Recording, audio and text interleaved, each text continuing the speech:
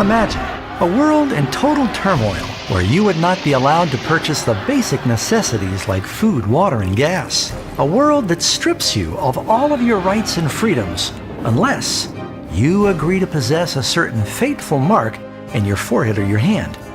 A mark that represents a license or permission to live in the world's final civilization.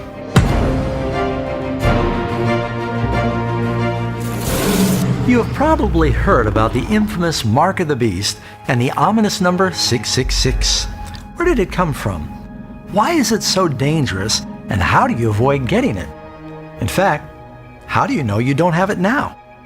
The Bible says that in the end of time, everybody will be required to receive the Mark of the Beast. And if you don't receive this mark, at first you won't be able to buy or sell, and ultimately you'll be killed. He causes all to receive a mark on their right hand or on their foreheads, and that no one may buy or sell except the one who has the mark or the name of the beast or the number of his name. In fact, verse 15 says those who don't worship the image of the beast should be killed. The Bible is clear. Death would be preferable to the curses that fall on the one that receives the mark of the beast. But how can you avoid receiving this mark if you don't even know what it is? There are a lot of misconceptions about what the mark of the beast is. Some, for example, believe the mark of the beast is a barcode or a tattoo that is branded on the forehead or the hand.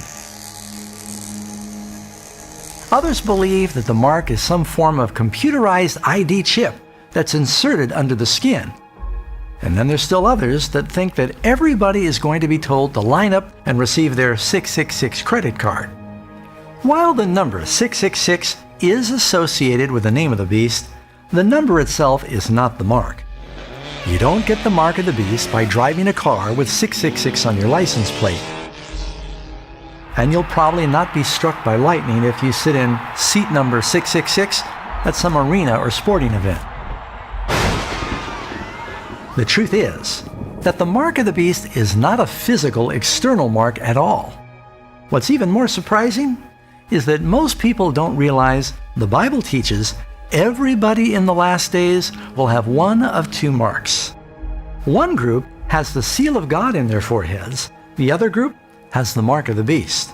The seal of God is having the law of God in our hearts. And these words that I command you today shall be in your heart.